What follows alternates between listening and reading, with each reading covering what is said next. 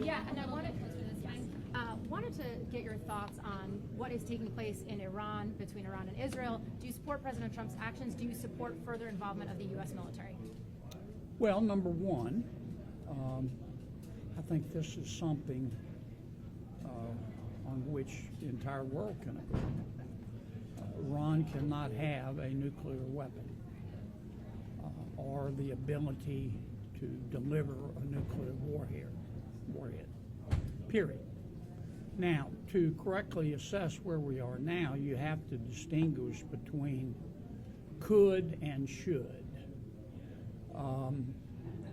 If Israel were somehow allowed to use America's heaviest bombs, bunker busters, would that do the trick? None of us know the answer to that. The president does, and our intelligence services do. Would it lead to regime change? The president has a pretty good feel for that, and our intelligence services. The rest of us don't. If it did lead to regime change, would that lead to new leadership or chaos in Iran? The president probably has a good feel for that, and his intelligence people, but we don't.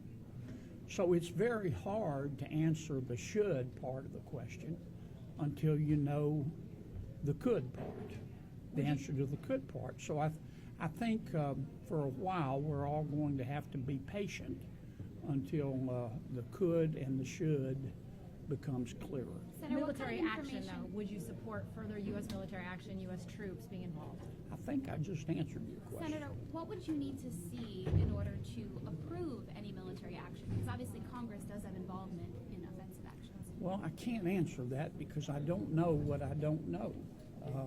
That's why you have to distinguish here between the could and the should. Everyone who's offering an opinion about the should, and they're entitled to it, does not have any more information than the rest of us have on the could. And you can't answer the should until you answer the could. American foreign policy is always a balance between values and interests. The value here is obvious to everyone. Iran cannot have a bomb. It's just unthinkable, and I support the president unconditionally on that. The interest part, you have to weigh cost and benefits to determine whether you can achieve your values. And we don't. I mean, I don't want to overstate this. Everybody's entitled to their opinion, but you cannot go to the should part until you understand the could.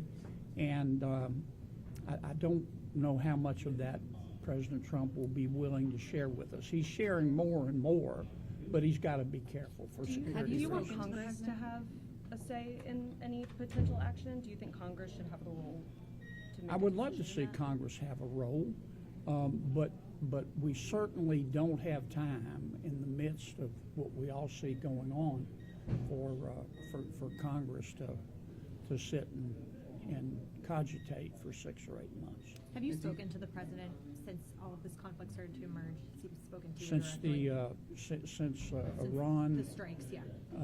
or since Israel jumped on Iran? No, I have not. There's a lot of talk But I